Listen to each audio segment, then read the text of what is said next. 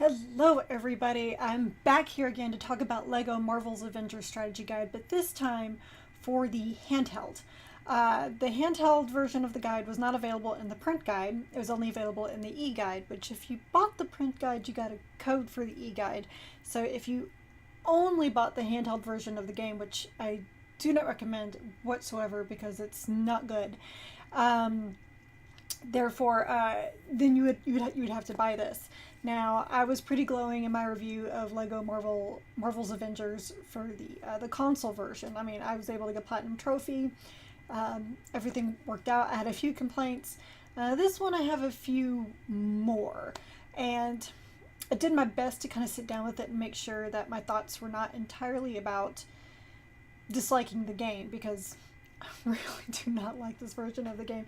I really don't know why Lego has, or Telltale, Traveler's Tales has such a hard time creating such really good handheld versions of their Lego games, because like Lego Batman 3, which I just finished recently, was great. That was exactly how a Lego handheld game should be. And let's see what else was just as good. Lego Jurassic World was also just, I mean, that the challenges direction is where they want to go with those games, and those are two examples of exactly how they should handle it. How they handled it here was a little bit more of the challenges, but the big problem, I guess I'm now reviewing the game more than in the guide, the big problem is the races in it, and that they are time trials. And the controls for these races are, for lack of a better word, fucking terrible. The ground races aren't so bad because, once again, as long as you use Quicksilver, it's not a problem. Flying, oh my god, flying is just, it is one of the most miserable experiences I've ever had flying in a game. So, and I kind of wish the guide could have given me a little bit of help with that, which I am going to get into right now. I'm actually trying something new here so I can show you the e-guide while I am talking about it. Hopefully this is going to work. Fingers crossed that I don't mess this up too much. At least I turned off my phone and turned off my speakers, so shouldn't have like little sound interruptions. But okay, so first of all, like, as you can tell, it's a very nice presentation. It was very easy to find. I installed it on my iPad and I was able to tap through it. My biggest complaint, I think, about Prima Games e-guide format is that I wish it came in like a downloadable book instead of having to always be online attached to their website. I understand how they don't want to do that because they don't want people sharing it, but if maybe they did something kind of akin to like a Kindle, a Nook, or an iBook version of it, then that would stop people from sharing it as if it was a PDF, and you could still have all of these great touch abilities that they try to have with their website. It's just, well, you know, if I'm going to be with a handheld, I'm most likely not going to be at home. I might be in my car or something, obviously not driving, and I kind of want to have I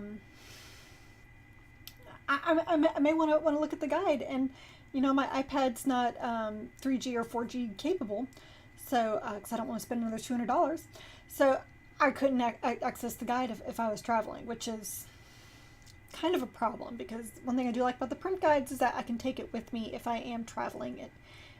So that's something I kind of wish that they would look into. I understand they want to have the control over it and they don't want people to share it, but I think there are other venues out there to help not share as much as this. I mean, because technically I could let somebody just have my, you know, login and they could have access to all these e-guides. I mean, so piracy is going to happen, as much as it pains me to say that. So in your Prima Games, if you happen to be watching these, that is my tip for your future e-guides. Make them something, if you want to do this ebook thing with interactivity, that's great. I actually loved it. But let's make it a little more downloadable instead of having to be always online.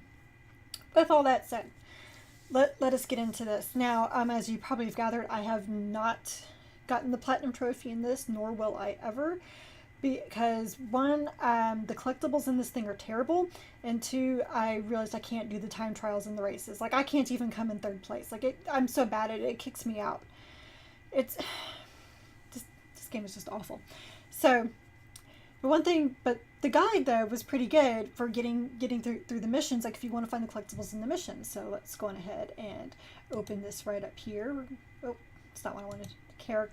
So let's go to like level 7. Start raising the helicarrier. So as you can see, like as I scroll down, you can see. Oh, well. I forgot that it does that. One thing I kind of don't like is that, it starts it off, it's like, oh, look, I make you come to this thing, and here we just have like, Earth's Mightiest requirement, here's a story mode, here's the characters that are unlocked, and there's nothing else. That's kind of a waste of my time. I understand you try to make this kind of like a title page, but no, this is not good. All right, so now I'm going to go over to the next page. Okay, so this is what I was trying to show. So it kind of goes through, and it, I'm pointing like you guys can see what I'm pointing at. But here, I'll use my pointer. So it tells you exactly what you need to do, not like it's that hard to figure out. And there's always different challenges, and it does give good tips about how to get these challenges. There's a few challenges in the game that requires you to do it without getting injured. And the guide will even say, if you're having problems with this, come back after you get the invincibility red brick, and then it's so much easier, because it's true, because you can't get hurt. So some of that was valuable tips. Man, okay, I picked the wrong chapter for this. Goodness. All right. This one? Is this? All right. So, and then this is going to, yes, this is a little better. All right. So this is like the second page, which I guess, again, I think that they did this because there's different parts, like, in the console there's like A and B and C. So they separated it that way to kind of do that. But I think that for an online guide, you don't need to do that. It's fine to scroll through, to be honest. That's just me. Maybe I'm wrong in that. But, or if you want to in your little, what's it called? The table of contents, kind of have like your anchor tags to jump down to a certain part. That's just my personal preference. So anyway, again, it shows you right here what you need to do, and you scroll down, and it tells you where to find the character tokens. But the cool thing is that it tells you, whether it's the story or the free play. So that this way, so there's not a separate story section and a free play section, kind of like there was in the print guide. So it's all right there, very easy to find. It tells you exactly how to do it. And the red brick, and the thing I love about this is that the red brick tells you exactly which red brick it is. So if you're looking for a particular red brick, you're just kind of flipping through. I was like, well, do I really want to focus on getting this red brick right now? What does it do? There you go. Most of the red bricks, I think all but one, were free play only anyway. But yeah, this was very helpful because I would try to go through it without any help, and especially in this one. And I was like, okay, where is this damn red brick? And so I pulled up the guide and said there's 3 Asgardian containers, and I totally forgot that there were those things. I just remembered that you smacked them, they didn't do anything. I just kind of went on. I didn't think that perhaps another character could actually break them, because it just wasn't that apparent to me. So I think that's a game problem more than anything. See, and here again, they give tips on how to complete certain challenges, and what the way challenges are is that's how you get gold bricks, by completing certain pieces of the level. Lego Batman 3 did it perfectly. I'm probably always going to praise that. So as it came to getting gold bricks for these missions themselves, yes, I got every single one. Yay, kudos for me. And it was all thanks to the guide. But big problem with this. Oh, let me open up this real quick. It actually had a section for the red bricks, so that if you wanted to look exactly which red brick did what, like if you're specifically looking for the invincibility red brick, it tells you exactly where to find it. It's perfect. It's exactly what you need. So then you can immediately go, back over to the table of contents, which I know you guys can't see me clicking on the table of contents because it's way over on, see, it's on this side, way over here. All right. Okay, so now let's go to the hub. So there's 2 hubs in this. There's the Manhattan hub and the helicarrier hub. And this is the majority of the problem with both the game and the guide. There's lots of challenges all the way throughout. And by completing the challenges, how you get those gold bricks, and it's how you get 100% the completion. So you're like this one. There are 10 gold statues scattered across Manhattan. So you have to go find them, and it tells you basically. This kind of goes through all the different collections, challenges. Like you have to get 7 Captain America trading cards. I never found all those either, and I'm sure I could with the map, but I really got tired of playing this game. So this one, you have to find a bunch of abandoned Chitauri chariots, destroy silver statues of Ultron, and then here's all the wonderful time trials, the smashing challenges, and the quests. The Hydra waves, which I never found. I didn't even bother looking because I got done with this. Random targets all the way throughout. Does this sound fun to anybody? Because this really isn't. It really's not. Source material. Oh, that's right. You have to magically find these 15 landmarks and get pictures, and you won't know it until you walk by it, and all of a sudden the camera clicks. Seriously, who designed this game? Alright, so anyway, so those are all the different challenges. Building springers. So dumb. So very dumb.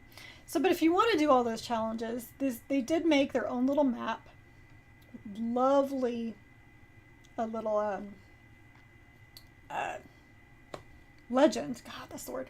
Legend to show you exactly where it is. And it's best, to take it piece by piece, like through Inwood, Washington Heights, Yorkville, and fortunately when you do get to the area, it will say when you've gone to this area or that area, so that kind of helps. And if I really wanted to, I could have sat down and actually done all of this, found all the cards. I didn't even do a single hammer drone either. Could have found all of those, all of the Hydra hideouts, all of that. I got to a point where I just stopped caring, so what was the point in continuing? Yeah, I could have gotten more trophies, but I wasn't having fun anymore. And, wow. Alright, so this is a design flaw in the guide. Right there. Because look at how no, you need to use a brighter colors. Lighter colors if you have this dark background. To believe, gosh, it's hurting my eyes. Smash challenges and time trials.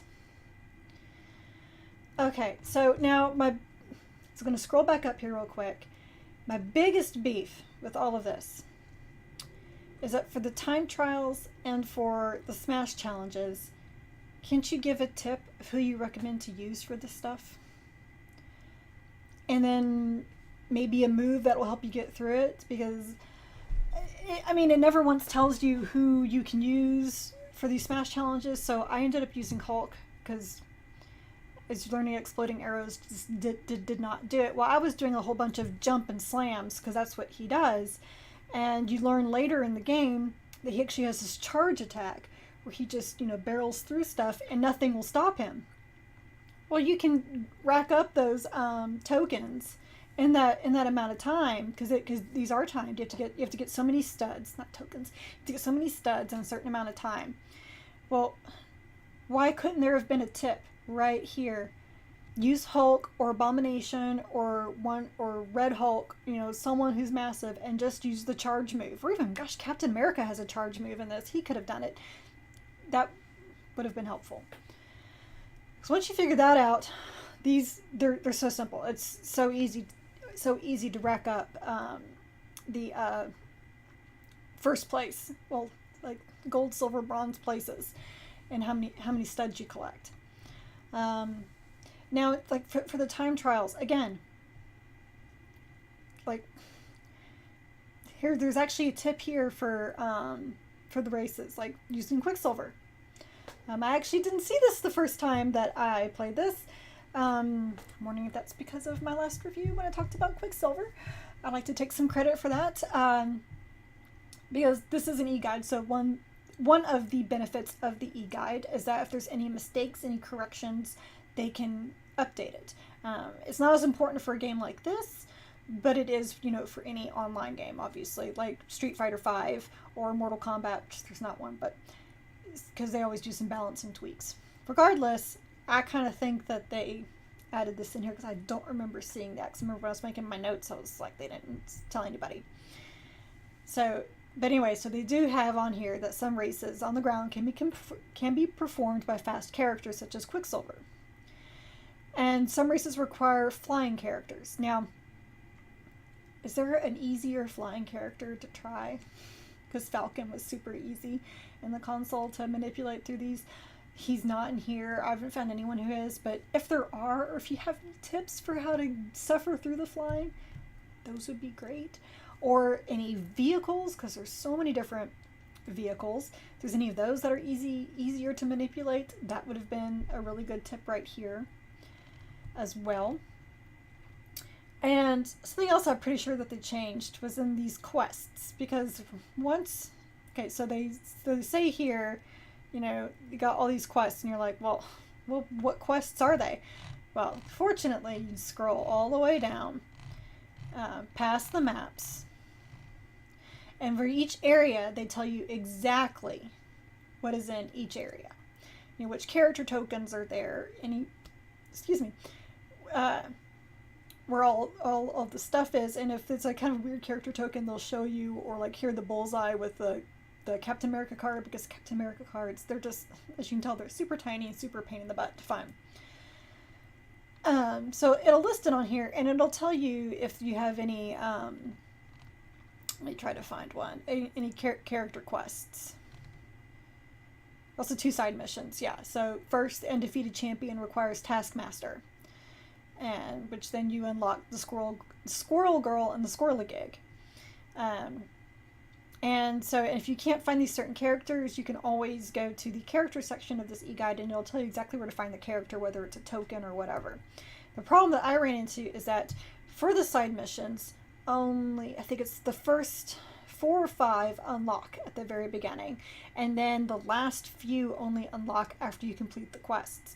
Well, I think it was either the 5th or the 6th quest that I had to unlock. And here's the other thing, like, it doesn't list in order the quests.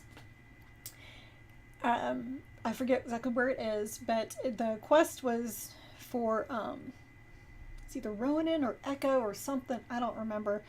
But the guide said that I needed a Ronin or an Echo. And then I found out later that there was a later quest where you get Ronin and Echo. So it was like this proverbial loop. I was like, well, I need this character to do this quest, but I can't get that character until the next quest, which isn't unlocked until I do this quest. So it was overly frustrating, and it was finally like I just couldn't understand it. And I happened to look, because when you get to the quest, it'll tell you what character you need for the quest, and it kind of pops up and you see like a little bit of the profile. And if you don't have the character, which obviously if you do have it, then this is not an issue, but when you don't have it, it has like a little red line through it. And so I was looking at it, and I looked through the guide through the characters, and said, I don't think that's Ronin or Echo. I don't remember which one. I don't think that's that character. And then I thought about it more. I remember from the console, I was like, I think that's Iron Fist. And so then I looked it up again, and it said Iron Fist is a character token. As soon as I got Iron Fist, that quest unlocked. So it was a mistake in here. I was trying to look for it earlier to prove my point, and it looked like they'd fixed it. Because I saw that you need Iron Fist to do this quest. I'm like, yeah, that wasn't there before, because I was pulling my hair out for 30 minutes trying to figure out how can I get this one quest, and I was taking all these notes, writing stuff down, and my husband was giving me the looks like, what is wrong with you? Just stop playing the game if you hate it so much. And so I did.